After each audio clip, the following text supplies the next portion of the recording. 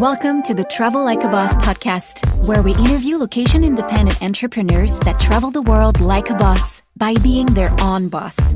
Here's your host, Johnny FD. Hey guys, this is Johnny and welcome to episode 205 of the Travel Like a Boss podcast. I am in Los Angeles, California with Enrico. What's up, buddy? How's it going, guys? Doing well. So, as you guys can tell, Enrico is Italian. Italianissimo. Yeah. Italian. Probably Ciao, the first Italian. ciao bello. Ciao, tutto posto. Probably the first Italian guest that you get. Yeah. Am I? Yeah. Oh, can Amazing. you say welcome to the Travel Like a Boss podcast in Italian? Benvenuti al Travel Like a Boss podcast. Nice. Grazie Grazie mille. Grazie mille. Yeah, people tend to say grazie. When you hear it, just tell them, no, it's grazie. Grazie. Yeah. So if you like panini, it's actually panino. Just so you Nice. guys know. Yeah. You know what? Does it drive you crazy when people mispronounce Italian words?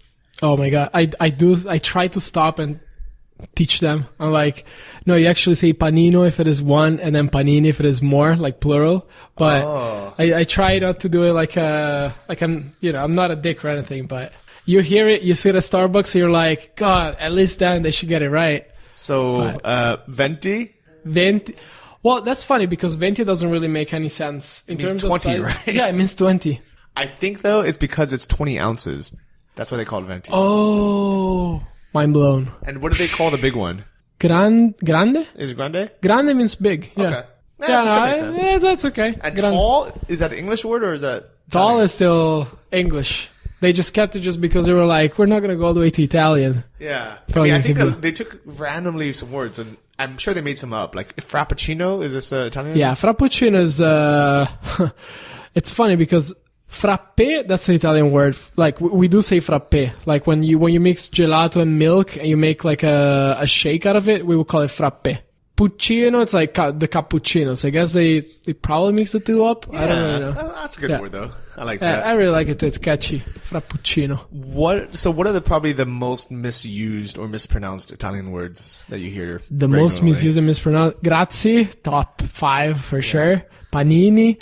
Zucchini, that's another big one. It's actually zucchine. Ah. Oh, okay. yeah. All right. And salami, it's actually salame. That sounds exactly the same to me. Salame. Well, Salami or salame? Salame is one salame, or salami, it would be plural, I guess. One salami, two salame. Un salame, due salami. Okay. Yeah, that's how it would be. So, Yeah. I just got back from Bologna. Bologna. Yeah, you got that ragu, didn't you? Yeah, so course. I didn't realize this, but spaghetti bolognese Spaghetti alla bolognese. Yeah. is actually fettuccine ragu. Yeah, fettuccine al ragu. So, I guess from an American perspective, they tend to look at the meat sauce as like a bolognese sauce, whatever. But the thing is, it's actually a ragu, and there is many types of ragu. My mom does some of the best ragu out there, by the way. Like you want to slow cook the sauce with the meat with a lot of different flavors based on if you're from the south, you might throw different type of meats. If you're from Bologna, you might stick to that one type of meat. If you're from the north, then you might do even a rabbit type of ragu di coniglio. But you slow cook it for a long time, and it's so good that I personally would get some ragu on the side because I would want to have it with my pasta, but then you also want to do some scarpetta with some bread just to enjoy the ragu. It's Okay. really, really good. So I think it's confusing because ragu is like a meat-based sauce with a little bit of tomato. Yeah. But in the U.S. or in pretty much everywhere else in the world, Yeah. we call it spaghetti bolognese because Bologna sauce from Bologna is Yeah. bolognese sauce. And the famous sauce that it's based off of is ragu. But in the original recipe, it's mostly meat and just a little bit of tomato. Yeah. I don't know what's up with that. I think that, so if you say spaghetti alla bolognese, do you also envision the red sauce with the meatballs on top of it? Or is that something different in your No. perspective? We would just say spaghetti with meatballs. Okay. But when we order spaghetti bolognese, or I'm sure this offends you, when English people order it, Yeah. they say, let me get a spag bog. A what? Yeah. No, what's that? A I spag ball? swear. Yeah, they don't even pronounce bolognese. They just call it spag ball. It's That's terrible. That's horrific. A spag ball. Imagine What? if someone you took it. What if you like? What is? So now you're married, but what if you like met some girl, right? Yeah. Maybe it's coworker. Okay, how about this? Let's say you were like going on a, you're hiring someone, and they're on an interview. Yeah. You're having lunch, and they, you're like, oh, I'm gonna take you to this great Italian restaurant. It's really good, really authentic. And they say to the waitress, "Can I get a spag bog?" Oh my God. I will give them the benefit of the doubt and I would tell them, okay, I give you a minute and a half to Google it and to get back to me with the why that's very wrong. If they do, then there you go. But if they don't, they probably would not get a job. Oh, that's so funny. Know. Yeah. It's just. Because that drives me crazy and I'm not even Italian. It just sounds very, like spag ball sounds like I don't know, some type of dodgeball team name. The Spag Balls, Yeah. Okay, so there's that. So I think it's because I have more of an American taste. I actually... Okay, so the reason why I like the pasta in Italy so much is the pasta is fresh made. Oh, yeah. It tastes so much better than the dried pasta we normally get. The kind of fettuccine that they use isn't the fettuccine you guys are thinking of with like white sauce. It's like a thick hand-cut noodle that's perfect for the ragu sauce because it kind of soaks it up. It does, yeah. You can still get some fettuccine in America as well. I did see some, I don't know if the Cecco brand does it, but if you go to Publix, if you go to Whole Foods, Publix usually have that one choice for fettuccine, but it's usually, they are definitely dry. They are like usually in a box. They are, when you open them, the texture of the fettuccine itself, the noodle, I guess, it's flat, but it's also rough because it's going to soak in all the sauce. Yeah, and I think that's the purpose of it, because most fettuccine that you get with like fettuccine Alfredo, that's like the popular American dish, it's smooth, so it doesn't soak up any of the sauce. Fettuccine Alfredo. That's funny. Yeah, it's smooth, and I guess you can have smooth fettuccine, but I guess, and I'm no chef, I only go by my Italian experience, but depending on the type of sauce, you want to have some type of pasta. It makes sense for some fettuccine to soak in the sauce, but for others, it might not make all the sense in the world. It really just depends on the dish, I guess. I think the only solution is everyone listening to this needs to put visiting Italy on their bucket list. Oh, yes. Because absolutely. I am not kidding you guys. The food there is so different than the Italian food you have anywhere else. Oh, yeah. It's like, it's one of those things where, like, to be honest, you can have Thai food, in America or really anywhere, and it's pretty good. Like, it's, it's better in Thailand, but it's just, it's still very good. Like, very you can have good Thai food. Okay. Yeah, like, close enough, right? Where, like, you're like, okay, yeah, it's good here. It's more expensive, but it's good. Same with, like, Chinese food. You can have good Chinese food in California. You can have good, pretty much everything else. You can have like good Swedish meatballs or something. Yeah. But go to IKEA. Yeah. And even Japanese food. I've had good, like really good ramen or good sushi with people from Japan, and they said, they literally said, "Oh, you don't need to go to Japan. This is good enough." Yeah. And it's cheaper here. Yeah. But okay. I feel like with pasta, you cannot compete with fresh made pasta. Yeah. In Italy. Yeah. It's just very hard because I guess that you would have to find somebody that is, when you find somebody that is willing to do it for you, it's probably a place where you spend $20 or more on that pasta plate, and you gotta be lucky with the person that made it. Because believe it or not, a lot of times it might be an Italian restaurant, but if they're not Italian people that you see working in there, then it's an Italian style restaurant. And I want to underline that because in Miami Beach, for example, where I'm based, you do find a lot of nice Italian places with Italian people that know exactly what they're doing, and you really have like a very nice experience. You're just like, oh my God, this tastes so good. But then other places might, sell you the plate of spaghetti, upcharge you, but probably they spend $5 at most in cooking time and in ingredients, and that's, you could do it yourself at home. Well, one really funny thing about Bologna is that is where bologna is from, the lunch meat.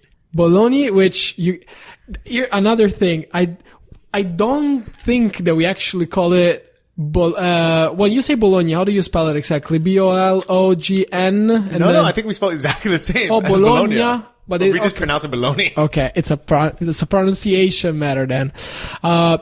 We do have Bologna. We do have some.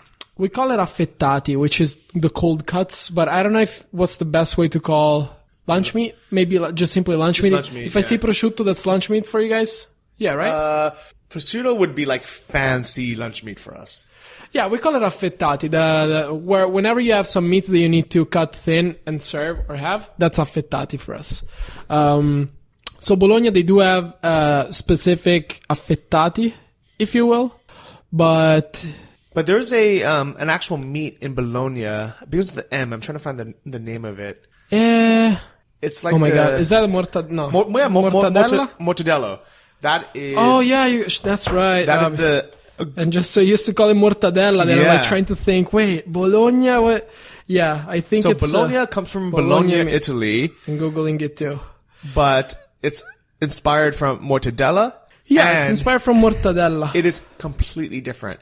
Bologna in America sucks. It is like a joke when you get it. I don't know why you guys have it in the first place as something that you offer at the store. It's like a punishment. You look at it and it just doesn't look right. And then you cut it and you open it and I personally need to dry any meat that I get from the store if I ever get it from those things. I dry it. I get 2 napkins. I put it on the side and then I press it with the other one. That's so funny. And just after it's dried, I can then put it in sandwiches and stuff. So bologna is actually, how can we say it? Matagalli?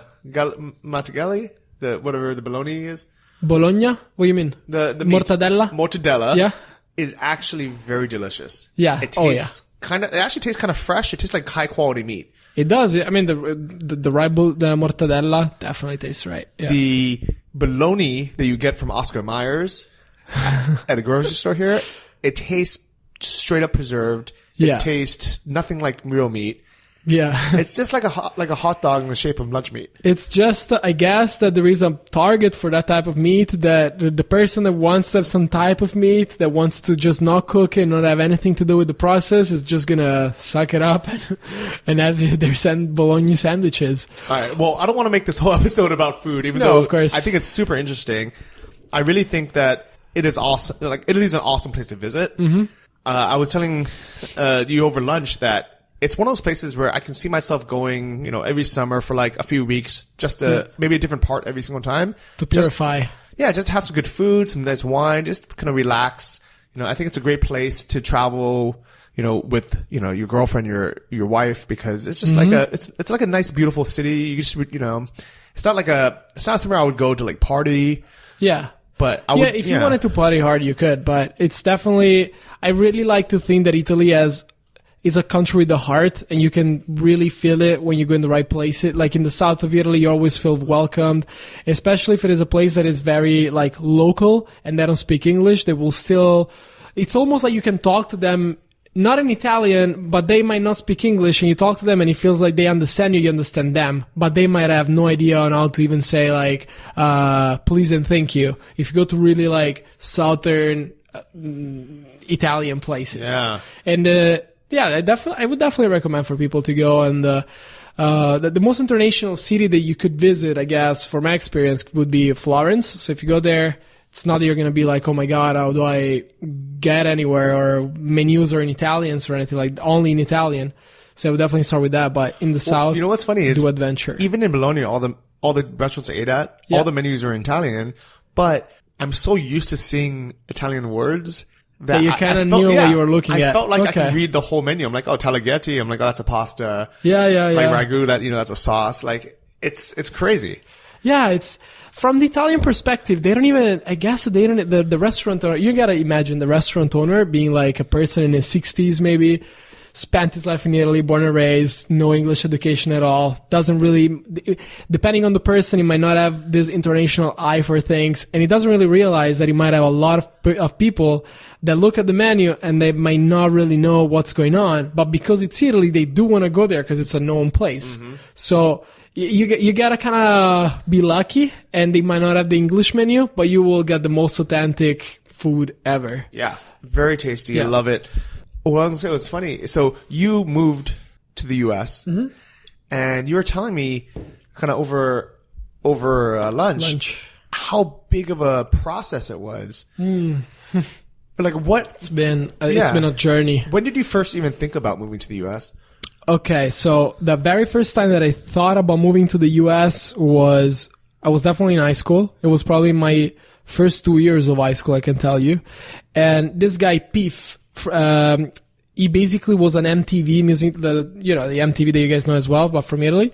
He had this show called Il Testimone, or The Testimony, where he would travel around different countries and give you kind of like, it would just literally vlog, but on TV, because YouTube was not big at all. You would never even think of the word vlog or seeing any person vlogging and following up with them. But he would do the same exact thing that a vlogger would do on MTV.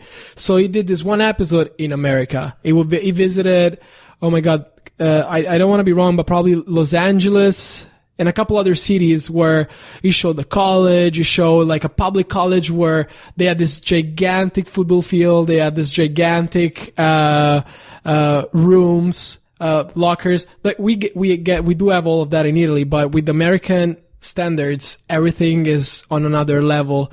And you see people like cheerleaders and like football players or like simple students that are hanging out everywhere. But then it would also show businesses and just overall how cool everything was around and how people just interact with you. Small cordial things, like you're walking down Venice Beach and the person that lives there, instead of being grumpy, they're gonna be like, good evening, and you don't know them. It might sound familiar or obvious to people around there, but if you go anywhere else in the world, they might not be so solar or cordial. So a lot of different things, a lot of different factors really got me into looking at America as not just like a cool place where people shoot movies, but a really like a country with a lot of different things that are happening now that are actually new. And I guess, I don't know, automatically or passively I was thinking, man, like in Italy, everything is great, but if it wasn't for our history, looking at the present, what are we doing? I mean, people know us for the clothing, for the quality of our foods, for a lot of different things. But because I'm into technology, am I going to be able to do augmented reality there? Am I going to be able to do virtual reality there? Am I going to be able to interact with with agencies and in a work environment that will actually have the tools and the knowledge and the understanding of what I'm talking about and what I would like to present as something to develop? And I would always feel like, and I tried, don't get me wrong, I always felt like they will look at you as the elephant in the room, like I'm trying to push an idea and they're like, yeah, that would be cool, but they don't even know how to do it or how to even think about it. So a lot of these small things, already when I was in school, I was considering and thinking, and then between the 4th and 5th year of high school, I just visited here for the first time with my father, looked around for universities and colleges that I could attend right after high school, and I just ended up pretty much, it's funny because I applied for a place in Santa Monica, the Art Institute. I got accepted. I was ready to start. I lost my flight. And I just didn't make it in time for the start of the quarter. How did you lose your flight? I lost my flight because I booked everything and it was applied, approved and everything a couple of months before the start. And what happened is I just basically lost the flight and thought, oh my God, this was a sign. I'm not going to go. When you say lose the flight, do you mean you misplaced your itinerary? No, I literally okay. I had the flight day X. And I completely forgot about it, and I didn't set the calendar appointment yet on my calendar. And the day off, end of day, I look at it, and I was so sure that I was going to leave 2 days after, and I was like, oh my God, the flight was today. Oh, you just missed it. I literally missed it. Like, I was, I don't know. I guess it was meant to be. Yeah, but you would think that you would have been so excited that you would have been. Man, it was a mystical thing because it makes all of the sense in the universe now that I'm sitting here, like, talking with you. But at the time, I guess it was a little bit distracted because everybody else around you they don't really understand it. Because you see everybody, like, they finish high school, they don't even thinking about work, they don't know what's going on out there, they're just applying for university, continuing their studies, that's it, they're going to think about work and what they want to really do in their life, probably after they study. And so because of that, everybody's just hanging out, we're talking about everything but the future plans and stuff like that. So it kind of went into auto mode for the summer. And then when the day off was happening, it was actually packing. I checked, and it was the day that I was supposed to leave. Wow. So I was just like, oh my God, I need to focus. Okay. And then what? How did you end up? Did you come here for university? I'm sorry, but I think I did go a little bit off topic. But long story short, I did find a school that I wanted in South Beach, which I visited, a place that I visited that I really liked. I applied and I got accepted. Miami Art School. At the time, it was in South Beach, now it's in Wynwood. So I got there as a student. I studied there for 2 years, a year in Miami and a year in New York. And after that, I basically applied for a work visa. That took 9 months for it to be rejected. Wow. So first off, going to school in the US, did you have to just pay out of pocket for it? Yes. Okay. So you're just like, Dad, can you just pay for this? Or how did you pay for it? So, okay. I did consider, the return of, I don't know if you want to call it ROI, but basically what you would earn after you apply for that school. So, basically, I was sponsored by my father. But if I was to study in Italy for the same type of education, I would have actually paid more, because the same school, it's called the IED, the International Europe Design School or whatever, in Milan. It was going to be a program of 3 years. You do get a real bachelor degree in arts or whatever. But I heard the worst reviews when I toured it. I was not impressed at all, especially after being in America. I was like, I'll give it a shot and I'll see how Italy is. I visited, didn't like it, didn't apply. For the same amount of money, went to Miami Art School instead.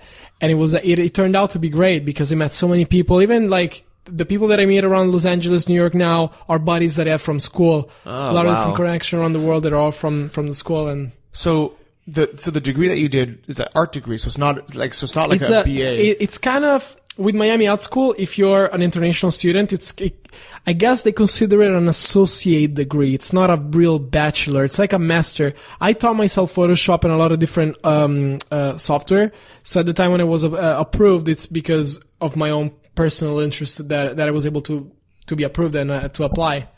And I did also need to do the TOEFL. Forgot to mention the English. TOEFL is like the college English level that you need to have in order to attend.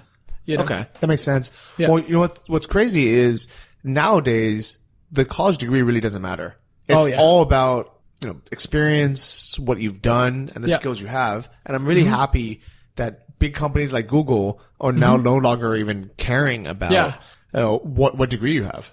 It's absolutely insane that it used to be like that, or at least there is people that still are in this cloud of thought that they automatically are going to get the job that they want with the bachelor that they have, and when they get the job, they're going to do what they studied for. It's such an abstract thing at this point that I can't even imagine myself doing a university and then to get to the job that I want to get. And I just simply strongly do agree with that, the statement that you just made, because for personal experience, everything that I did in terms of studying, research, what I really wanted to do, what school to attend, what job to apply, never came from school at all. Like, very simple as that. I got into Photoshop, believe it or not, because of video games. Sure, school helps with discipline, with really learning what to do and how to do it in an organized manner, in like showing off for the tests, showing your results, showing that you are on top of your things. But at the end of the day, if you want to do something, there is no school for that, even at school. Like, if it doesn't come from you, it's never going to take you anywhere you want to go. Yeah. That's really simple. I absolutely agree. And I think, skill wise, it's so much easier to take an online course or to watch YouTube videos or to just figure it out through doing it than trying to take a class that's probably outdated. Man, think about it. You want to learn how to do a Photoshop. You want to do a header for your forum. You potentially can get it done in an hour if you watch the 10 minutes YouTube video and then you rewatch it and do it side by side. If you had to apply for a course because you're like, oh my God, I don't know Photoshop, so I need to go to a class. You look for a class. Then you call the place. Then you might apply. Then you might change your mind. Then you might find the same thing online. Then you need to show up with the instructor, do the basic Photoshop thing that shows you the pen tool, and it might even not have anything to do with what you need to do. So either you're just that type of person that, okay, let me Google it, let me do it, I got it done, or, oh my God, it's going to be a vortex of things I need to do. Like, you're just going to fall off before even starting.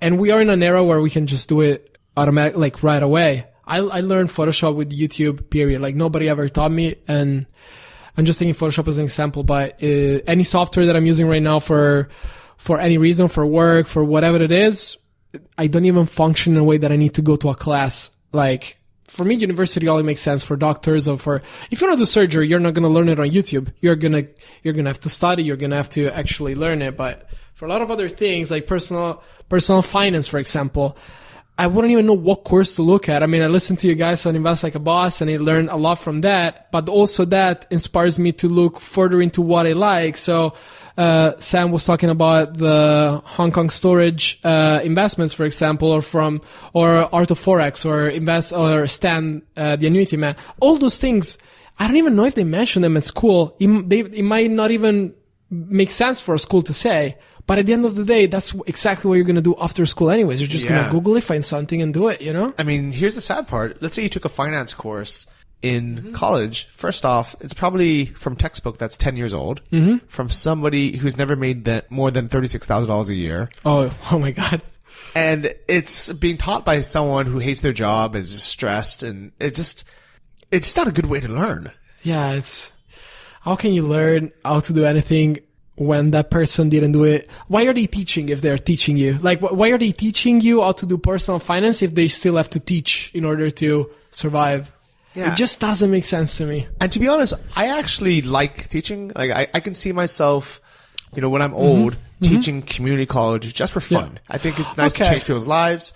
But most of the time, that's not what's happening. And to be honest, I think what will happen is I'll teach it for a year, and then I'll get so frustrated at the bureaucracy and the, all the, BS from the school telling me what to do, that I would probably just quit. I was just like, screw you guys. That if you have that mindset, and if you want to teach at a community college in the years to come, not right now, you might just find your niche and your audience or your students by simply saying like, hey guys, I'm getting this place to teach you for this couple of months. The classes are going to be these days. If you want to show up, just sign up. Like, literally setting your own class up online and finding your students is going to be so much more the way to do it, I think. Yeah.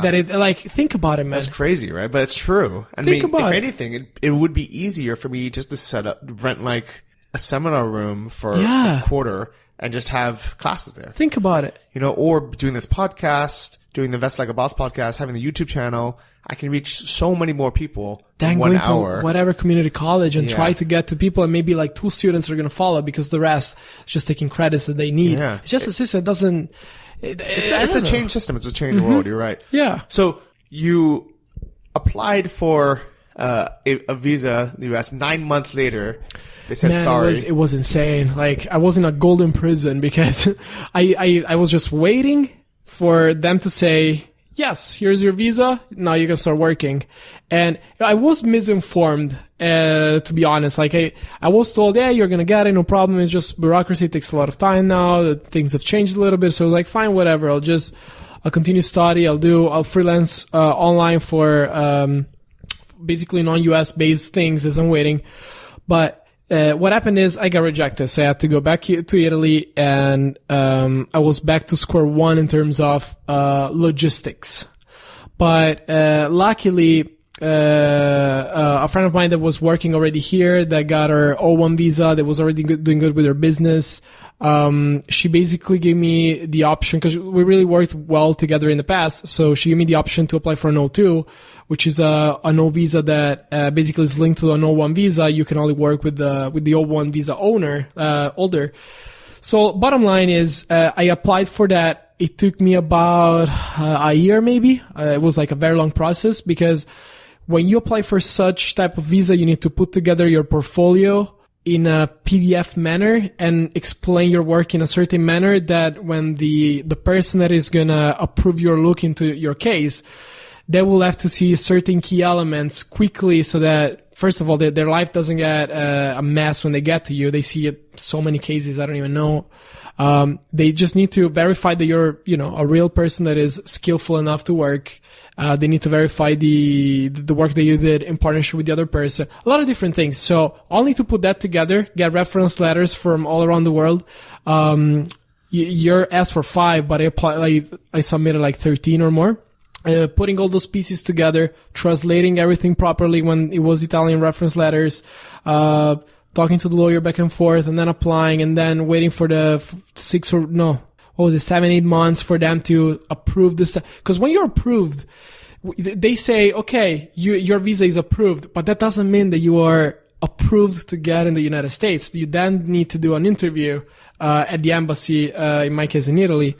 But that went well as well. I explained them what happened with my past case where I needed to wait and stuff. And luckily they understood everything, and I got my visa, and the next 2 weeks I was already booked and packed to come back. So while you're doing this whole process, did you say earlier during lunch that you had just tried coming as a tourist and they were just like, nope, sorry? Yes, yeah, that actually happened. So I wanted to spend the New Year's with my at the time girlfriend.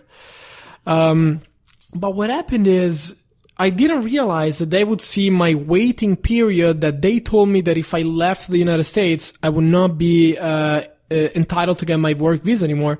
So I was like, okay, I'll wait. Is that okay to wait? Like, I emailed them. I talked to the USCIS a bunch of times. Every day we'll call them. And they were like, sure, as long as you're pending, you're completely fine.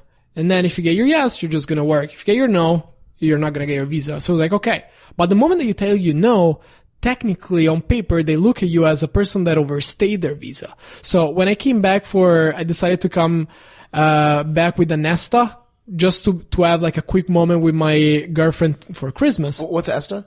Oh, so I'm sorry. The ESTA is a European, I think it's a European, valid for all Europe. It's a tourist visa that you apply for online that lasts for 90 days. You pay like a $15 fee. It's the standard process for anybody that visits from Italy or Europe to come to the United States. So they approved you online. They approved me on the ESTA. So you just print it. You just you take your flight. You present it at the border, and they look at it. They might let you go in the room for additional questioning and stuff because they do it randomly, or they just go like, okay, enjoy your stay. But in my case, and I was screened before because as a student, sometimes they just make sure that you really are a student. As they were screening me, they were like, okay, sorry, but you overstayed your visa. We don't understand why. And I'm like, what do you mean you don't understand why? I was waiting here because you guys told me to wait or I would lose my work visa. So, very simply, although I explained them everything, they were like, we understand your situation. Unfortunately, you were misinformed, in how to do this thing properly. So what they did is they didn't ban me or anything, because normally you get banned for 5 years or more. They were like, because we understand, we're simply going to send you back home so that you can simply look at your case, apply for a work visa or apply for long, because I didn't have any intention to work, by the way, don't get me wrong. It's just that in their eyes, I might have tried to work. So I told them, I mean, it's not that I told them what to do, but look, guys, this is what you're gonna do. No, I was just like, okay, I appreciate it. But that sucks. They sent me back home. After that, I applied for the O2 visa that I was talking about. Wait, this sucks. You were on a flight for what, like 10 plus hours? Yes. For a long time. It's probably waiting for you at the airport. Dude, it was so bad. She was there waiting. And the bad thing is that when you get screened, I see screened might be an improper word, but they are just holding you in the room, asking you questions, trying to figure out what you're doing and why. And when they hold you there, they don't let you use your phone. You can't connect to anything. You can't have any outside communication. You don't really have rights, because if you come with an ESTA, you don't have the right to say, okay, I'll just fly back, or okay, I'll talk to my lawyer. You can't really do that from my understanding, and it wasn't even given the option. So she was outside waiting for me for so many hours. And she didn't even know what was happening. She had no clues until at some point, 5-6 hours later, I called from their phone, And she's crying. She's like, where are you? It was so bad, man. And I was like, I'm so sorry. It was very bad. But one of those things that they happened, I think, for a reason, because when I was back to Italy and applied for my visa. Wait, how did you even get back to Italy? Did they pay for a plane ticket? Look, what I did is I tried to tell them, guys, I understand your point. I don't want to be waiting here for 12 hours for my ticket. I'll get my own. I don't mind. Like, I'll just buy it myself. No, like, you can't. Like, they basically book you the very next flight that they can get you, and they just simply fly you back. So I did New Year's. It is so weird. Man, get this. New Year's, I was on the plane on the way back. Oh my God. At midnight, I spent it on the plane with the hostess of the flight.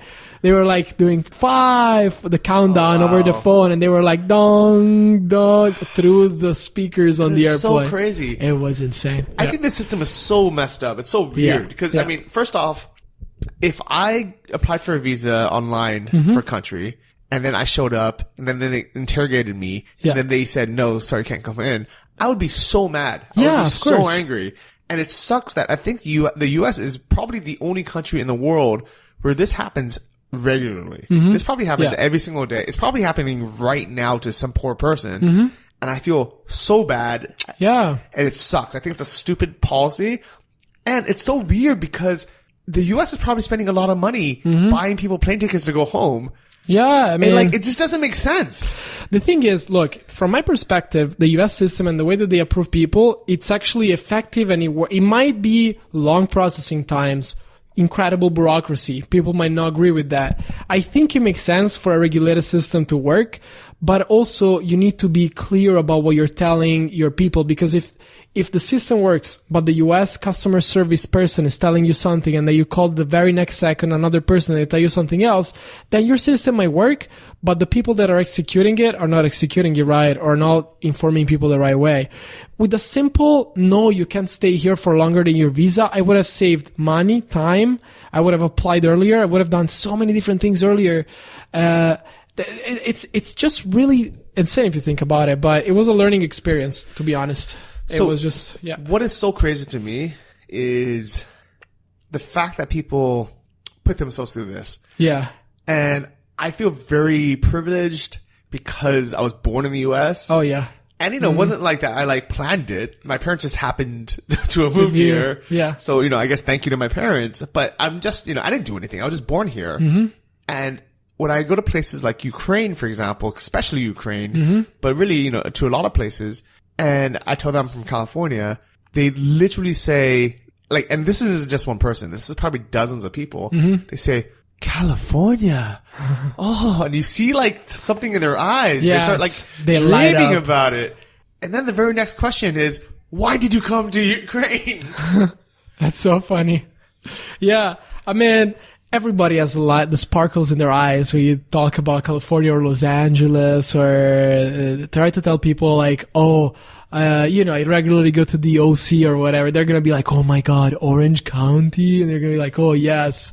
It's just that I guess that from our side of from the Europe side or anywhere else outside of the America, everybody always has the TV show and movies influence, and hearing about, we had lunch in close to Hollywood, they would be like, oh my God, Hollywood, and it's, it makes sense, because everybody sees and recognizes America for what it is. And for a person that is in Ukraine, to see a person coming from, California to there, or that is going to go to California but is spending time in Ukraine, they might not get it right away. So I guess that's why they looked at you with lit up eyes and be like, oh my God, why did you come here?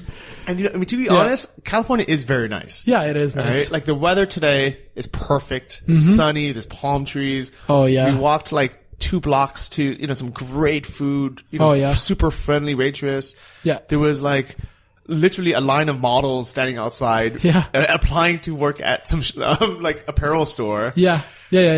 And that's very nice. You don't really see that stuff anywhere else. Anywhere in the world. So yeah, I agree. It's a really cool place. It's very innovative. Oh, yes. For example, we were both riding bird scooters. Yeah. Oh my God, so nice. But locals from here, from my understanding, they hate the birds. Like people that live in Santa Monica, for example, they're all against them. And some Uber drivers were telling me, see all these birds things, they're nice for tourists, but people from here they don't really enjoy it. And I don't honestly see why, because they're so convenient, man. You just pick one up, you scooter anywhere you want, and then you just drop it off, and that's it. What else is there that allows you to do that? I mean, so to explain what it looks like, it's basically like a Razor scooter. Yes, it's super light. It probably only weighs a few pounds, so anybody can just like easily lift it up. Oh yeah, but it's electric. It's powered by Segway. You use a mobile app.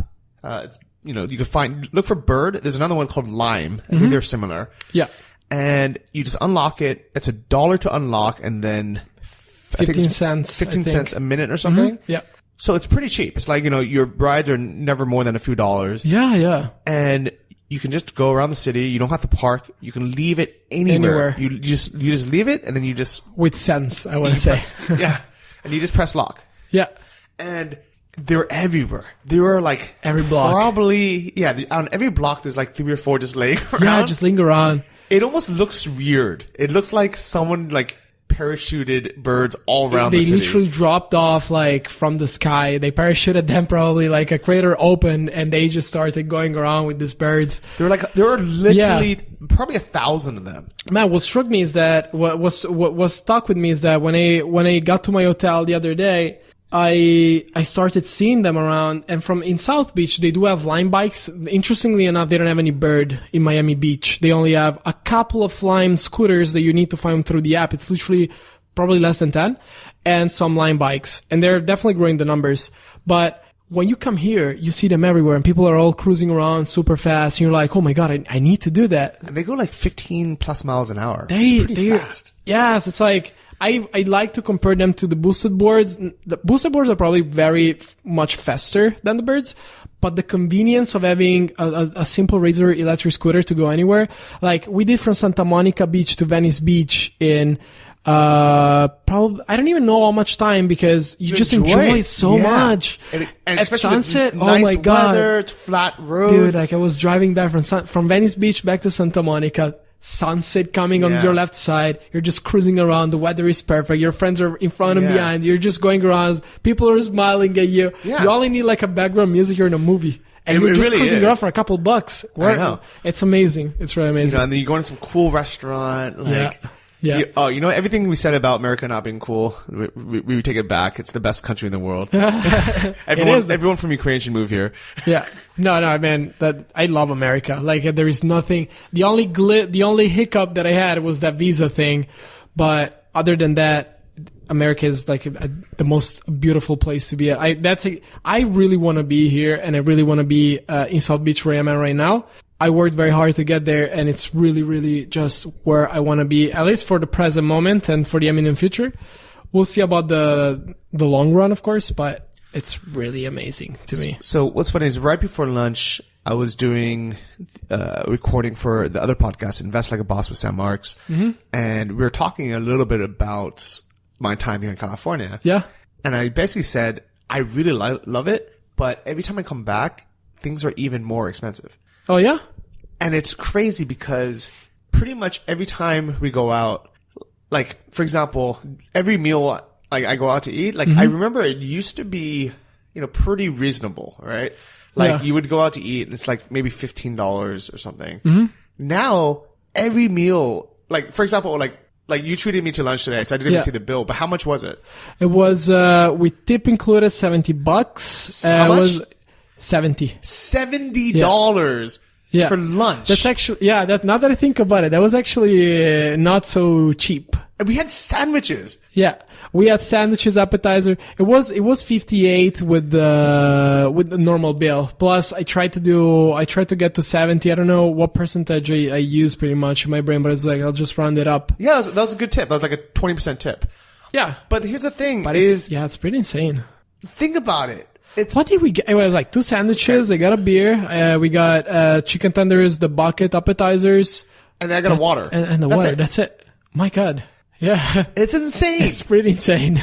And I think people are so used to it because it's probably not that much cheaper in South Beach that It's just like people are like, okay, yeah, it's $58, you know. That's Yeah, no, I guess it really depends on what you're used to do around, and your habits with meals and stuff like that. I guess also I'm in vacation mode, so I'm not really looking at that in the same way that I do on my day to day.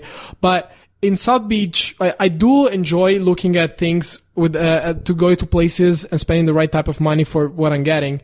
And in South Beach, you do get places where you can have a good meal for $5 to $6. Well, the only place that you can do it for $6. I think it's Pollo Tropical. I don't know if you know it. Probably Sam knows it. No, Pollo Tropical. It's like it's like Nando's. It's like a roast chicken place. Hey, man, I'm so Italian that I don't even know how to tell you, okay, that's a Cuban or that's like a, okay. I would say it's not a tropical, it's like you basically get these bowls, they're called Tropi Chops. You can decide if you want salad or rice in different kinds of rice. You can put chicken or pork, or now they do fried chicken or something else. You basically got this bowl full of protein, veggies, all good stuff that it's not too fatty. You can add sauces if you want. They have the sauce bar and everything, but the big bowl is about $6, and the small one is about $5. So when you have that, you're completely full, you're satisfied, it feeds you up. You see a lot of people after gym going there, so you're like, okay, people that pay attention to it. Yeah, it sounds healthy. It sounds delicious too. Yeah, it's not a place where you would go every day, but definitely it's one of those options that are cost effective, and digital nomads that are listening, they're going to definitely probably check it out because they're like, okay. Yeah, it's a great place. I mean, and you know what? Yeah, you're right. There's some places that you can go for cheaper food still. Mm-hmm. Like you can go to some Mexican place and you can still get $2 tacos. I like to think that America gives you the option. Yeah, you're definitely right. Mm-hmm. But I think also what happens is when you like go out with friends, mm-hmm. everywhere is kind of like cool and hip and chic. And even like Mexican food, last night I went out with a couple friends. You know, we had a margarita, we had, some chips and salsa and guacamole, mm-hmm. and then like a plate each of food. And it's just like a normal dinner mm-hmm. at a Mexican place, cool, nice, hip place, $50 a person. Oh, wow. Wow. And it's that's just what it costs. Probably the margaritas costed more than the plate itself. And then the night before, I had Korean barbecue with a friend, and he's doing a short film, so he's spending all his money on there. So I was like, oh, don't worry, like I got this one. Like I know he's kind of like a little bit tight in money right now, but first off, he's not that tight on money because when we went to his car after, I saw he had a brand new Lexus SUV. Oh, wow. So I think when he says like, I'm tight on money, it means I had to sell my Porsche SUV to fund this movie. But anyways, it was $88. Oh, wow. For two people for dinner. And every meal is this expensive. It's not like a special occasion. Did you guys go to Koreatown? Yeah. Okay. Well, what place? Mapao something too. I don't know. Because funnily enough, not yesterday, but the day before, I was at Quarters in Koreatown. A friend of mine, buddy of mine from Los Angeles, brought me there. And you are right, actually, because we basically got the shared combo. Man, there were different options, but the one to share the three of us, it was $106, just the shared combo. But it was a lot of meat that they cooked. It was delicious. But how many people? It was the three of us, but it would have fed 4 people for sure. So it wasn't too bad, but if you need to treat a person and if you get the combo and then maybe you want to have drinks on the side, it easily goes to like 150. Oh yeah, we didn't even have drinks. Yeah. And that's it's crazy because in Ukraine where I was just at, the most expensive meal you can possibly have is maybe like $15. Yeah. Like I went and I had steak. I had like filet mignon. And you can have like a beer with it or a wine with it. And I guarantee you it won't be more than $20. Wow. It's just like, and to me, I was like, oh, this is kind of expensive because you can have like other food for like $10. Mm-hmm. Or in Thailand, you can go out and have a nice dinner for like $5. And I was actually I was like complaining to this, on the podcast with Sam. Mm-hmm. And Sam's like, dude, you just need to make more money. And he's like, look, if you just made 3 times more money, you wouldn't care about this. You could just live in California. Yeah. And I think he's right. Where if I wanted to move back to California, I would have to just like really hustle, build another business and just make so much more money that, I'm like, oh yeah, $50 every meal. That's fine. Yeah. But it doesn't make any freaking sense for someone, especially if they want to save money, if they want to like travel. because there are so many better deals everywhere in the world. Even in Italy, it is so much cheaper to go out and eat. Oh my God, yeah. But even going grocery shopping for quality foods in Italy is just like people here. You want to do organic stuff, you go to Whole Foods. You want to do normal stuff, you go to anywhere else. In Italy, you don't even have to think, oh, will I go organic or will I go Bologna stuff type of meat packaged or whatever. You do get the packaged things, but everything is just by default organic. There is no like, oh, this is gonna have organic in the name and this is not. Everything is just the same organic, natural quality. So that's very interesting. But what I was thinking as well is, at some point, if you make so much money in general, to eat outside, you commit to go to a place and have meal there. But at some point, I think that it will make sense also to just have meals brought to you at home, or like groceries. You don't do groceries anymore. You just do an Instacart thing. Like, I would tend to automate things as I grow, because at some point I might not always want to go outside, but I might afford it. So I would just, I don't know, order it in a clever way, perhaps, or maybe subscribe to one of those meal prep services that are just going to send you meals every day. I don't know. That would be interesting to me. You're definitely right. And I really think that America has so many cool, innovative things. Yeah. That they start here, because a lot of the tech companies are from the US, and what's cool about living in a big city like LA, or, Miami or San Francisco is they bring these things here first. So the Bird scooter will most likely become a worldwide thing, or at least US-wide. Yeah, it just makes sense, man. You see it, you have fun, you look at it, it's cheap. Yeah, it's the recipe. It starts here. So it's like we are living in the future. We get all the cool stuff first. Good point. Yeah, man. I mean, yesterday I went to see SpaceX and the Boring Company, and I was like, of course. You just look at it and you're like, of course it's here. Yeah. Of course. I mean, where else people are landing rockets? You just unlock electric scooters and go around for cheap. You just, I don't know. There's going to be tunnels that are going to take you from point to point in a matter of minutes instead of hours or half an hour. I just drove my buddy's Tesla Model 3. Yeah. And first off, it was so fun to drive. It's so fast. Yeah. But then he was like, okay, tap twice down on the right stalk. Yeah. And he's like, and I was like, okay. And he's like, okay, you're in autopilot. And I was like, okay, so now what? He's like, nothing. Just don't touch anything. And we were driving here on just a main road in the city. And I thought, I was like, okay, it's like cruise control. I've used cruise control before. Yeah. It's common. It's normal, right? Yeah, yeah. But with cruise control, like, it only works on a freeway where there's no other cars around. Yeah. Here, it's a street. There's stoplights. There's people driving in front of you. Yeah, I definitely need to be aware. With autopilot, you literally don't do anything. Yeah. It will brake for you. It'll speed up for you. It'll just follow the car in front of you perfectly. That's amazing. Yeah. But the craziest part was then it started going in places that it wasn't straight. It was literally like curvy roads. And I was tempted to grab the steering wheel again. And he's like, no, don't touch it. And I thought we were going to crash. I thought we were going to die. And we had just smoked some weed because it's also legal here now. Yeah, of course. And I was jet lagged. So I just like landed that day. And it felt like a dream. I recorded on my Instagram live and it was, he recorded.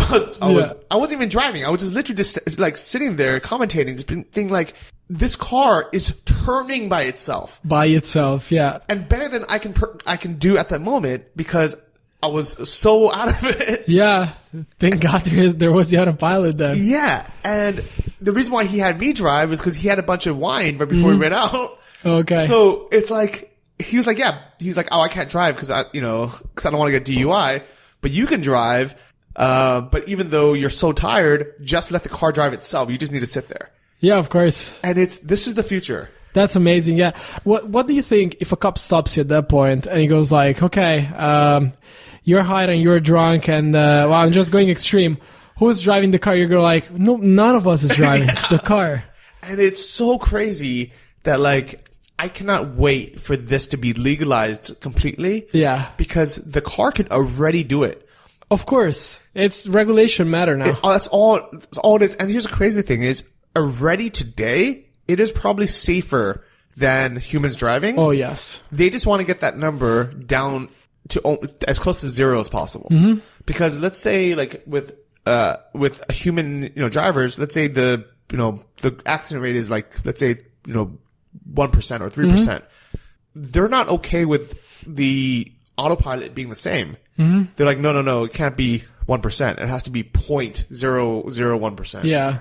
Well, I guess that safety matters, but definitely I see within 2 years, time, full automation. I don't see why not. I mean, they've been advocating it for so long, and I did test drive a Tesla, and it just makes sense, man. I mean, you're driving it, you double tap the thing, it just goes and follows the traffic.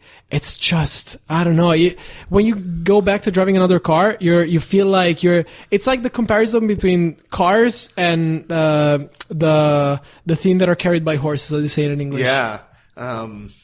Horse carriages. Yeah, the horse carriages. You're like, oh my God, past, future. But literally, so my buddy Austin, shout out to Austin for first, he's having me stay at his place, and he was having me drive his car.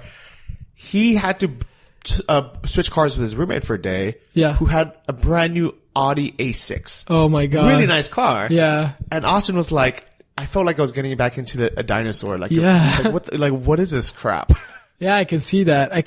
I mean, plus the Model 3 is so nicely minimal inside. A lot of people so nice yeah. People go like, a lot. I mean, at least I heard of people complaining about the fact that it's very minimal. Everything is in a touch screen and everything. But what do people want? More buttons? Like more stuff? Like the more you go forward, the less headaches you want to have. Everything is just there for you to function. It's perfect. Voice control it, and that's it. That's very. I don't know. I just really love it. I'm a super fan of Tesla. And Elon Musk, of course. If you've read his biography, I did. It's crazy because he grew up in South Africa, and he basically said the same thing as you, where he's like, growing up, he saw the possibilities of being in the U.S. and the things that he wanted to do, he knew he couldn't do it in South Africa. Oh, yeah. He knew that if he wanted, to really change the world, he couldn't do it from there. He'd have to do it from the U.S. Yeah, it's fun. Yeah. He had to jump through all those hoops. He had to, but it was worth it. Yeah, it's funny because he did deal with visa stuff, but in a way easier way. Because I remember from his biography, his mom is Canadian, if I'm not mistaken, and so because of that, he did all the paper process himself, and just had the mother sign a couple of papers, and he obtained his Canadian passport, so it was close enough to the U.S. And then I guess after university, he was able to come work in America, but he did have the same idea and vision, and went through the visa processes to come here. And I don't necessarily know if he knew what he wanted to do, but he definitely knew that he had the call that he needed to be here in order for things to work. And I mean, of course, things worked out pretty well so far. But I loved that when he was a child, he did have a lot of experience where I think his father would take them airplane drive around and go to places. I mean, think about it. What kids can say that with the family, they would just fly somewhere, experience some safari or some outside activity, and then fly back home. When I read it, it was just really, I was like, oh, wait, hold on. Wow. Like what an experience to have in your childhood memories. If you think about it, I mean, it would, like with the family, they would do road trips with an airplane. I just stuck to me. Like I thought that because of that, a lot of different things that he thinks are definitely possible, because if it was possible for them to do that on a regular basis, then why not do anything? Literally? Yeah. His mind was so expanded already as a kid, and what was possible, that he was literally a dreamer and say, okay, well, I'm going to go to space. Yeah. Man. I love to think that the Roadster is still in the Mars-Earth orbit, and it's still like going there, and it's going to come back and go there forever. Oh yeah, he dropped off a car, a Tesla Roadster in space. The Roadster too. Oh yeah. It's amazing. Did you see a live stream when they did it? No, I didn't see it. Oh, I followed it all. Like all of a sudden. Because I think people did not... he did say that he was going to put some... They had to put some cargo, so it made sense for SpaceX to, of course, put the new the Roadster too from Tesla. So when he did it, he didn't really say, we're going to put an astronaut mannequin-looking thing with the new SpaceX suit orbiting with a camera so that people can live see what the thing is seeing from the cockpit in space. So in the video, and it's still there on YouTube, the first 4 hours, you can still see the live stream from the car. So you're looking at something in space, like a flying car in space hovering, going towards Mars. And then all of a sudden the connection stops. But that car is in the Earth-Mars orbit. So we'll always orbit around. I think it takes 2 years for something to go and come back. And I mean, as we speak, the car is going towards Mars, man. It's so crazy. And we live in such a great time in the world. Everything is possible. For some people, it'll be easier, due to where we grew up or how much, the kind of the privileges that we were growing up with. But I really think that it is possible for everyone right now. Yeah. Some people might have to work 100 times harder to have the same opportunity. Yeah. Or have to deal with a lot more bullshit, a lot more bureaucracy, a lot more paperwork. Oh, yeah. But if you don't give up, everything is possible. Yeah. It's amazing. Yeah. I definitely believe that. I think that really, whatever you're doing, whatever you need to do, it's just a matter of really pausing up for a second and thinking straight and be like, what I actually want to do, how do I achieve it? Can I do it in the next 5 minutes? And if you can, why are you not doing it? And if you're not doing it, then maybe you have the wrong idea about what you want to do. Yeah. Think about it. I mean, you can Google anything. If you want to do anything, just Google it real quick and see.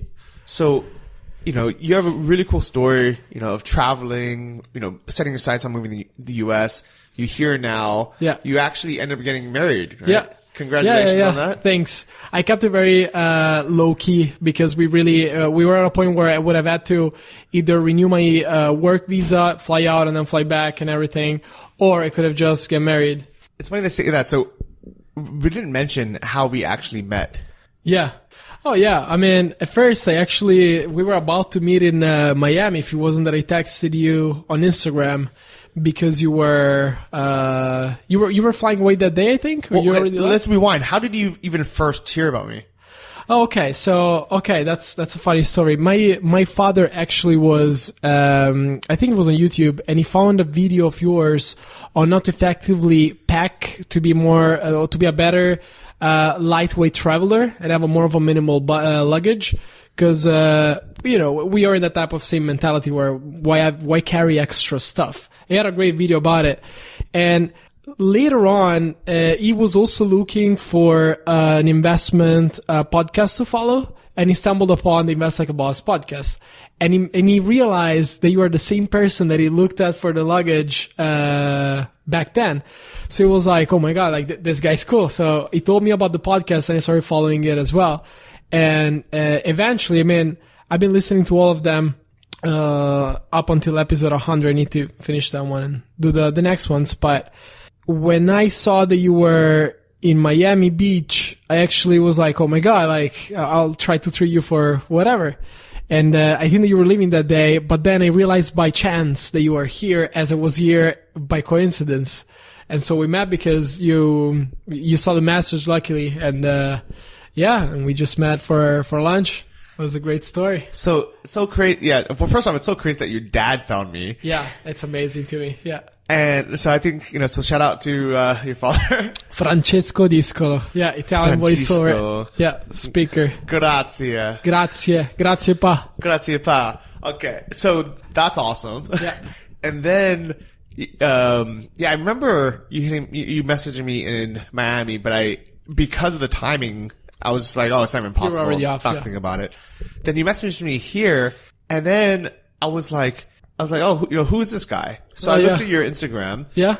And then I saw you, and you look like a, cool guy. And then I saw, I assumed it was your girlfriend. I know you're married. Yeah. And I was like, oh, wow, he has a really beautiful girlfriend. Yeah. Model. I was like, oh, he's probably a normal guy. Like, okay, I'll meet him up for lunch. It's convenient. It's close by. Yeah. And then he told me how you met your wife or she's literally a model. Yeah. Like, she's beautiful. Yeah. She's signed with the lead models Miami right now. She's, the mother agency is the Amex Talent in Nashville. And, she really is gorgeous. And when you told me how you met, I could not believe it. I was like, I have to have you on the podcast too, man. Just to tell this story. Cause I don't think, it's really insane. I don't think anybody would even believe it. So can you go through it? Yeah, I'll go through it as quickly and as precise as I can. But pretty much, so in Italy, we have a TV show called Le Iene, and they showed Chat Roulette for the first time. I think it was 2010. And I was with my best friend that is in the city right now, We basically we saw the TV show, and it was around Christmas time. And the day after, I was like, guys, come on over. We're gonna test out this chat roulette website, because they showed that you could, talk to people from all over the world randomly. So you would talk to Ukraine, and then Spain, and then Thailand, anywhere. So the day next, Gabro and Simo, my friends, Gabriele and Simone, they come by. And Gabro brought his laptop. He had a webcam on it. So we start browsing, and we start skipping a couple people. And then all of a sudden, she appears in a room in Nashville, in her living room with some friends, and they're just hanging out. And we're hanging out too, and we start talking. And we basically started by chatting and then exchanging Facebook at the time.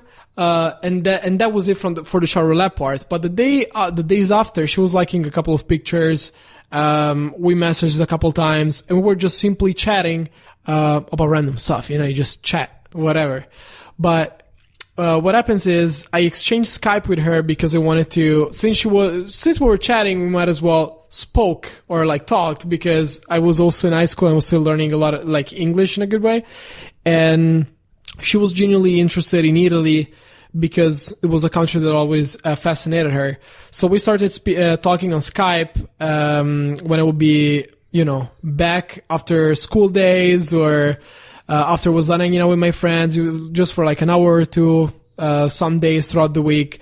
And it built up a little bit where, we were friends enough to be wanting to meet in person at some point, but nothing really serious at the time. So, by coincidence, between 4th and 5th year of high school, I was going to go to Miami to have a base where to stay while I was looking around for colleges and schools. And she had a modeling contest at a hotel in Miami Beach, pretty much.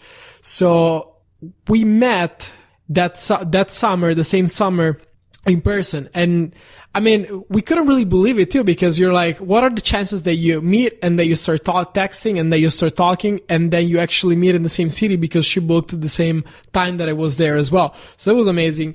I met her. She was as nice as she was when we were talking, no surprise or anything like that. It was very great. I met her sister, I met her friend. And we stayed together for a week, and then when she went back to Nashville, I went back to Nashville to visit her a little bit more. And then we stayed in touch, and we always kept going on and off together for a while, until in 2015 we just decided, hey, let's just be together, because it just makes sense for us to be together. So if you guys aren't aware of chat roulette is, probably don't go to chatroulette.com. Mm-hmm. You'll be very, very disappointed. Yeah, you'll be very disappointed right now. So right now, I would almost bet money if you went to it, it'll be some weird, people doing wrong things. It'll be weird. And actually, I think it'd be funny if we went on after this just to see what we see. Yeah, oh my God, that would be fun. But I think what it is okay. So first off, the website is basically, the concept is you go in this chat room, you anonymously chat with other people, anywhere in the world. And they call it roulette because it's kind of a gamble. You never know what you're going to get, what you're going to get. But I think what happens pretty much with every platform ever is when it first comes out, you have normal people that go on because it's new, it's fun, it's cool. And then after a while, people ruin it. Yeah.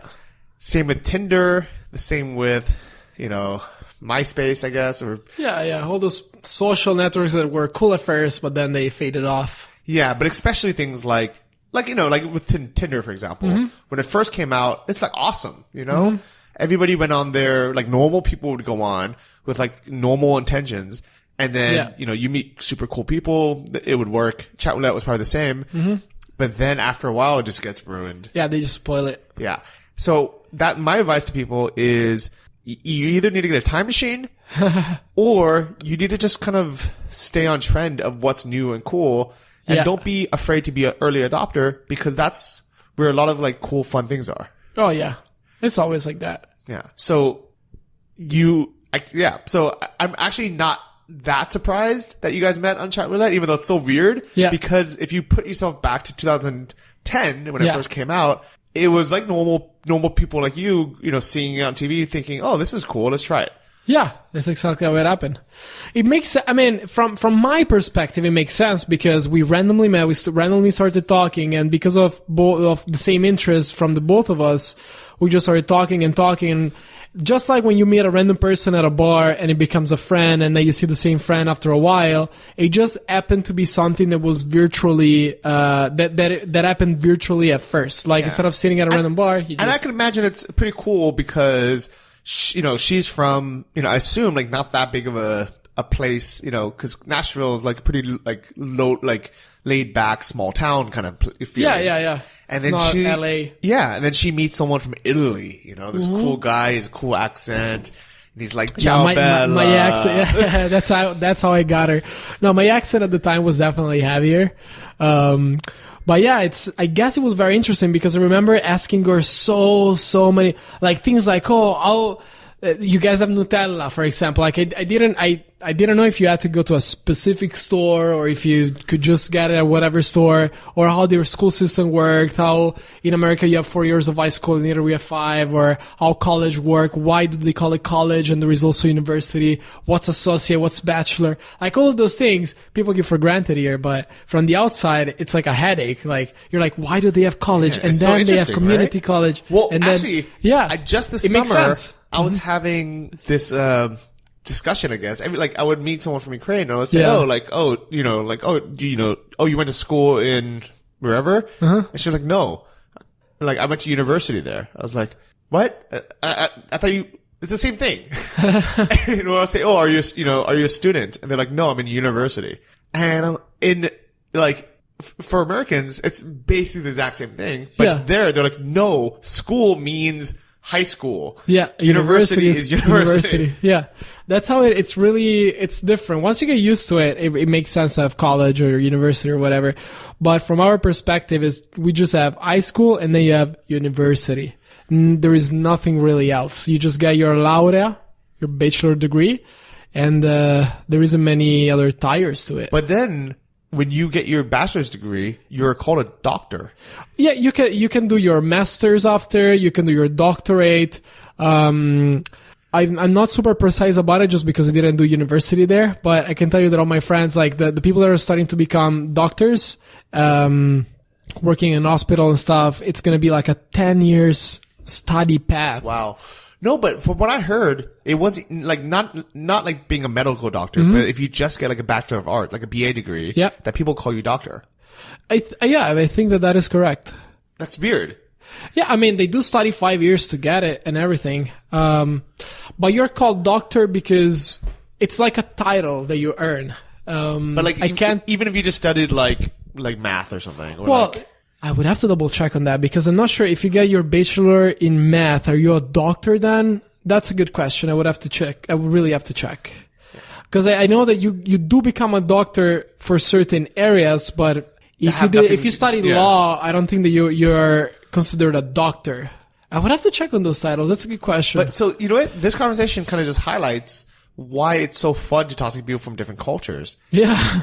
And this, and I think back then in 2010, like, what are the chances of someone, you meeting someone from another country, you to meet an American or her to meet someone from Italy? So it just makes sense. Like, with the internet, it's so cool to be able just to chat with different people. Man, yeah. And now with the digital nomad movement and being able to live in different countries and, meet people from all around the world, honestly, I kind of take it for granted sometimes, where it's such a cool life that just never existed before. Yeah, man. We definitely, it's probably like an evolution of society, and there is people that get it and people that don't really get it right away, but then they witness it and they're like, oh, okay, whatever, makes sense, but they still stay in their own bubble. But honestly, it makes sense for people to just connect digitally if it just happens, or whether it's work, whether it's social interactions. Right now, I personally think that work, digital work, is really where the thing is at in terms of communicating digitally and meeting new people through the internet. If you want to do it socially, what I mean by socially is if you want to have if you want to chat or hang out with a stranger, you can still do it, but rather than do chat roulette, you might go specific, maybe with Tinder or whatever app is there to pair up and meet with someone. But at the end of the day, if you wanted to do it the old way and there is no internet, what would you have done? You would have probably gone to a bar, to a bookstore, wherever you hang out, and you randomly start talking to a person. And I suspect that some people might think that it's weirder to approach a stranger in a bookstore than to match up with somebody online for personal and common interests. So definitely in this modern society where I've heard that one of the problems a lot of millennials have are people who, were born after year 2000. They are socially awkward. Or inept with in-person interaction because they're just not used to it. Even with their friends, they can't just sit around without their phone. Yeah. That's very interesting. It's definitely something that is that impacts with everyone's life. I mean, I don't even remember seeing kids from high school without a phone in their hands while hanging out or chatting at some point while they're hanging out, if that makes sense. Like after they came out heavily, like with the iPhone and stuff, everybody got one. And like in school, if you didn't know something at the beginning of school, you couldn't Google it right away unless you had a computer in your class or a phone. But with smartphones, as soon as they came out, it didn't make sense for teachers to tell you do the research at home. They would just have us do the research right there and then. And after, if we needed to spend some free time after the class, we would just play something on our phones and chat or whatever. I don't know. I don't remember interactions that are not with the phone that are the start of the conversation, or at some point they're just like, okay, phone's off. We're just going to do this. Unless you really commit to it. It's like almost you need to be like, okay, phone's off. It's like a thing that you need to say. Yeah. It's not the default anymore. It's not default. It's like, unless you really are catching up on something and you just really need to not have it on your table or whatever, it's going to be there or in your pocket or at some point on the conversation during a break, you're going to check your phone for whatever reason. Yeah. But you know what? Yeah. I do love technology. I love the ability of, the convenience. Yeah, I'm all about it, man. But at the same time, I do agree where we should never let it take over our lives. Yeah. We should use it. We shouldn't let it use us. My father has a great analogy for this. Is like, use technology as you use your washing machine. Use it for whatever you need it, but then nothing more. Like, don't, that's it. Yeah. I mean, if you're bored, don't look for how to not get bored online or whatever. Just go out, do something. Just don't dwell on your phone, Yeah. I really love it. So it's super cool that, you kind of made your dreams happen. You moved to the country you wanted to be in. You met the love of your life, who happens to be this beautiful, professional model. She happens to be a model, yeah. And, you have a great job now. You're in graphic design? Yeah, graphic design. I'm waiting for, not that we got married, I'm waiting for my documents to arrive or whatever. But I have a background in art direction, graphic design, in advertising. I also made my own portfolio a couple years ago in virtual reality, where you could fly around with a broomstick, collect the portfolio pieces, visit a museum. And I'm getting into augmented reality now. Now that Unity is a video game engine, and they natively support Vuforia, this API to do AR. It's amazing because I'm able to do AR so effectively and so quickly. I could mock up something in AR in a day, like given like an image and some 3D content. It's really like a lot of fun, and I'm trying to integrate that with the design work that I used to do. But that's really cool. And I mean, I guess technically you could do that remotely in the future. Yeah, I could very easily do that remotely in the future.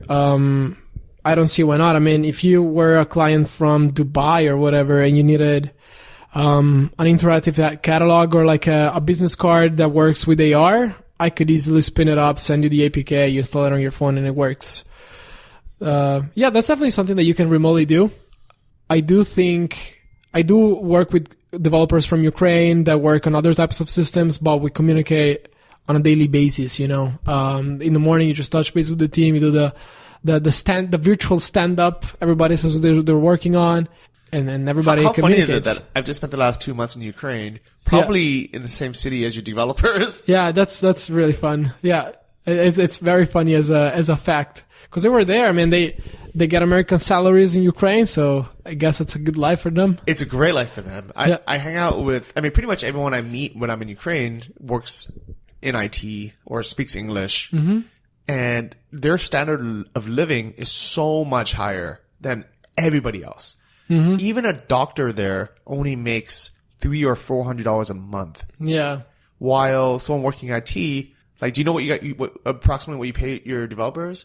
Don't precisely know what they get paid exactly, but I definitely believe around the 30 per hour range, which is a lot for the standard there, I think. It's like, I think the average non-IT worker in Ukraine makes $200 to $300 a month. The average IT worker makes $600 to $1,000, which is double or triple. Yeah, no, man, that's or more. I didn't know that. I didn't know that. Well, yeah, no, they definitely make stellar money compared to them then. But also, I know that Ukraine historically had a lot of people that were engineers at the time, and because of that, their kids were very smart. Like they were exposed to this type of engineer influence heavily. And because of that, now there is a lot of engineer talent that is waiting to be hired from the world because, please don't get me wrong, I'm not great at history, but I believe that at the time, Russia or somewhere around there, they were dividing people that were engineers and people that were farmers in zones.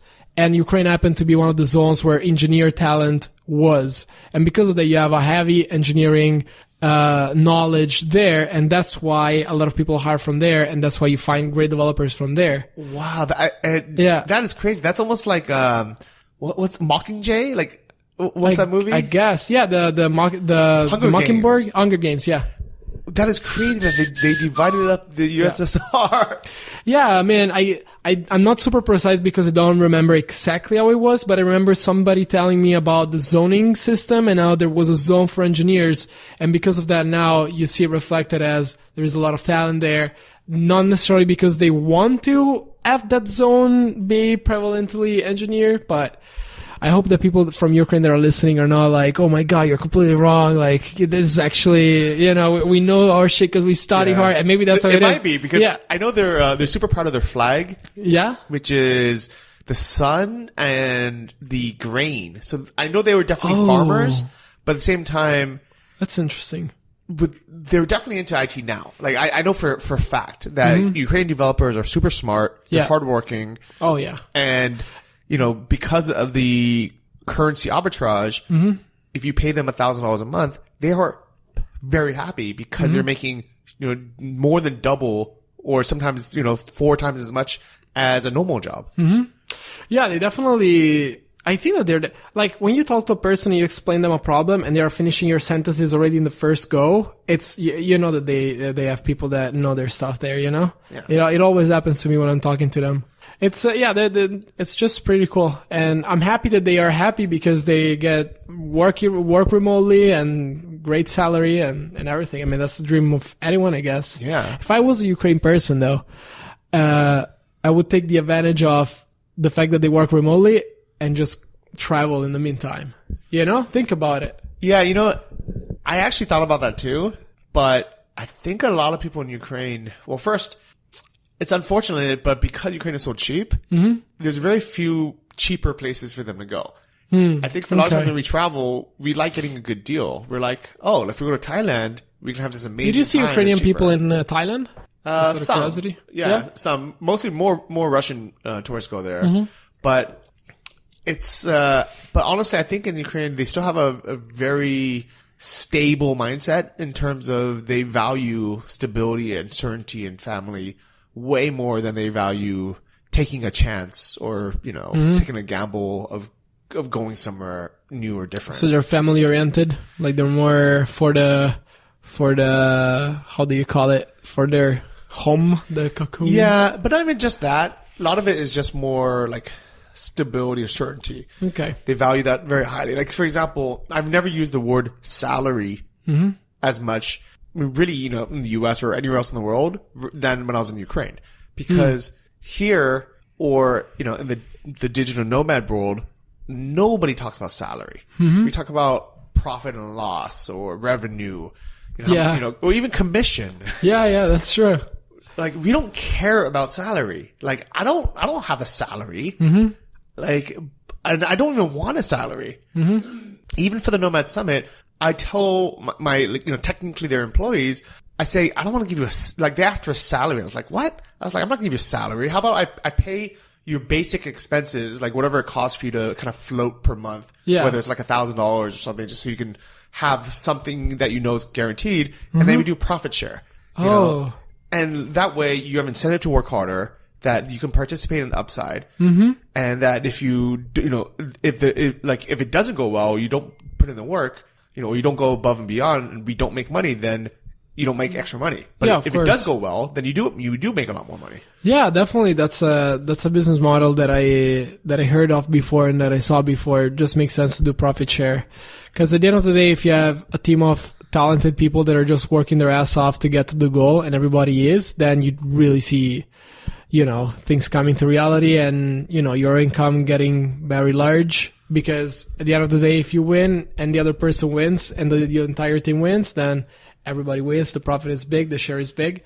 I think it's definitely a great way to see it. And then you do cover the basic expenses, because otherwise, how are they going to get to work and work? You know? Exactly. Yeah, that's cool. And in Ukraine, if you kind of, you know, even if you said to someone like, I'll you know, how much is your rent and your basic, like the minimum amount you need to survive, and then we'll do a profit share commission after that. Or you can have, you know, $600 a month, no upside. They'd be like, give me $600 a month. Yeah, I see why they would do that. They would, if you think about it for a second, you're like, okay, this is a great opportunity. Like, I could really work my ass off to get great, you know, income if that's your goal. Then it would make sense in a profit share type of environment. Because at the end of the day, if depending on your goal, you will never make money or become crazy rich if you just work for a salary. And that's something that I guess everybody knows. But if you give people the ability to profit share, then it's kind of like they're working in a special environment. Like, it's like a special job where you get to you're rewarded for the work that you do. And so it becomes even more interesting. Like, as a kid, I would probably want to be, hopefully if I was educated right and I am given the opportunity, I would definitely start in a profit share maybe, or I would work for a salary first and then profit share right away, just because it makes sense to grow with the company and see your income grow. Yeah, no, I would probably just start with profit share, because as you grow and the company grows, you know, you just work hard, you see your reward, you grow, everybody grows, and everybody's happy. It just makes sense. And to be honest, if I ever was an employee again, I wouldn't even want to be in a situation where I'm just milking the company and not bringing ROI. Oh, yeah, I know what you mean. You know, I would just feel bad. And I think, honestly, you know, maybe 10 years ago, or like, you know, when I first graduated college, I didn't have that mentality. I'm like, I don't care if the company's making money. I want my paycheck. Yeah. But that's a really kind of low level thinking. Yeah. Where now, if I'm working for a company and the company is losing money or not growing, you know, they're not having a future, I don't want to just take a paycheck, just take it, you know? Yeah, you want to, I mean, either you're in for it and you just help the company go back up, or, I mean, you're going to get your next paycheck, but nothing after that because the company's probably going to fail, you know? So really interesting mindsets, really interesting to chat with you, seeing it from the perspective of someone who, you know, was on the other side, you know, and I think what I've learned from this conversation, but also just being back in Los Angeles, is it really is great here. It really is an amazing place. Yes, it is very expensive. Yes, it's very smart to, you know, travel hack and do location arbitrage where, you know, I can save not only tax money, but also just save more money in general, like cost of living by living in places like Thailand. But at the same time, I understand why people want to live in the US, why people want to live in Miami or in LA or in San Francisco, even though it's so expensive. It's expensive, but you're again, if you're here and you work here and you make the money that you make here, then it's expensive, but it's as expensive as living anywhere else. Because if you think about it, I'll throw a couple of numbers in there just for the sake of the conversation. If you live in Milan, you earn $1,500 euros a month, and you spend for rent 500 euros. You have 1,000 in your pocket to use for your expensive, but the 1,000 is the thing that that stays with you pretty much. And say that that's a graphic design job for a media agency. Those are pretty accurate numbers. Maybe for rent, if you work in Milan, you might want to live in Lodi, where I'm from, 20 minutes from Milan. Probably get a place in the city center, historical and everything, beautiful Italian place, for like 600 maybe a month, which is an amazing number for me at least. But at the end of the month, you're gonna have a certain amount of money that is basically the income minus the rent. That is about, I wanna say 1,000, maybe less. But if you live in Miami Beach, for example, and you do the same job, you can find. I'm looking at a single person. Miami Beach, you can be very. If you're very smart and very like go-getter, you can get a one bedroom for $1,000 probably a month, or a studio for $1,000 a month, or you can share a 2 or 3 bedroom for $1,000 or probably a little less a month. Depending on how you are and how go-getter you are, you're going to find your place for around $1,000 a month. If you're also a go-getter, you can find your job in the right environment to make possibly $5,000 minimum. And I say $5,000 because I like to think of the waiter that makes $5,000 because of all the tips in Miami Beach. I like to think of the graphic designer that works in the right advertising agency. Maybe if you're in the wrong place, you're still going to make $3,000. Very generic numbers again, but if you do the math and think about it, Florida doesn't have income taxes, only the state taxes, I think they're called. You have rent. You're paid well. At the end of the day, you make a little bit more money. So it is expensive, but you can still afford to go around, hang out at the beach, eat outside, have a couple drinks, have some lunch outside, and still at the end of the month, probably save enough for your Roth IRA or whatever you're going to be doing if you're a go-getter in that sense as well. New York, for example, I live there as well. If you're going to make a lot more money in terms of base salary, but you're going to have your 40% taxes kill you a little bit. And depending on your logistics, if you want to live in Williamsburg, I paid in the past, again, $1,000 for a room in a 3-bedroom flat in Williamsburg in Lorimer Street. And you could make, in New York, you can make a lot of money, but it's the taxes is what kill you. Like, I know people that make a lot of money, but that are not able to save too much just because the rent is high. Maybe logistically they were not super smart or super lucky. They work at the right job, but they end up working a lot of hours, like doing overtime every day. They go back home. It's not like Miami Beach that you do overtime, but you have the pool after. You're overtime, but you get the sunset with the beautiful bay view. That helps a lot. It's just, I see America as expensive, but it can balance out if you're smart about your surroundings and you use the tools that America offers you to be smart about it. And if you don't want to live here and you want to be doing the same thing somewhere else, you can. It's probably going to be cheaper, but to have a higher income in a cheaper place, you have to be, a go-getter. Like I say go-getter, but like a smart person that knows what to look for, how to get the right job, or how to keep that type of income remotely. Because otherwise, everybody would just live in a cheap place with a high income. Yeah. That is the ultimate hack. Mm-hmm. But it's also the dream for a lot of people. Oh, yes. Yeah. The ultimate hack. Absolutely. I think that with technology nowadays, it's really one of the first times in human history that it's attainable. Mm-hmm. It's not that difficult to create an online business making, $4,000 or $5,000 a month. Mm-hmm. It's not easy, but it's not impossible. You know, I was making that much when I had my drop shipping stores, and I was working a lot. I was working, 8 hours a day building businesses, but I was making $5,000 a month while living in Chiang Mai, Thailand, where my rent was $250 a month. Yeah. Versus if I had the same salary or income living in San Francisco, my rent was $2,500. Yeah. You were bootstrapping yourself in your own business pretty much when you were in Thailand. Yeah. And so this is, a big theme of not only the Nomad Summit conference, but also, this podcast with a lot of people. But it is interesting to sometimes have a reality check to come back to the US and see what's happening here, all the cool things happening. And the fact is, there's a lot of people that do want to come here. And I understand why. So, congratulations on making it to the US, building your life here. Congrats on finding your passions, finding your love, finding your work. And grazie. Grazie mille. We should do a catch-up episode probably in a year or more from now in the Travel Like a Boss, in the Invest Like a Boss podcast. Oh. Where after investing, now we met after investing after a year in the US when they just started, we can see where we are at. I think it will be very interesting, especially because they basically use you guys to learn a lot. We were your investment MBA. Yeah. I love it. If you guys haven't listened to the podcast, it's called Invest Like a Boss.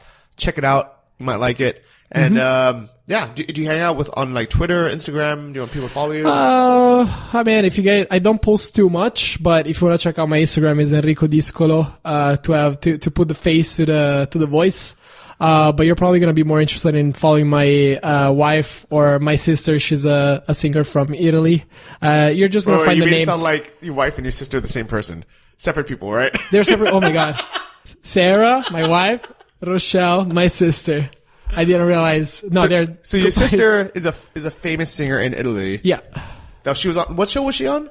She was an X Factor actually. Nice. Last year I think, or 2 years ago. Yeah, she ended up being fourth. But she's the only one that really lived after the X Factor. Like she's doing good. She's definitely still in the starting phase of her career. But if you guys follow her, you will see a lot of like day-to-day, singing, and her process is working towards her new album and a lot of different stuff that she does. Awesome. She works with. What was her name again? Rochelle. Her Instagram handle is Rochelle Music, if I'm not mistaken. And my wife's handle is Sarah E. Elder. Okay, awesome. Yeah. And we can see her on the cover of some upcoming magazine, I'm sure. Oh yeah, hopefully. All right.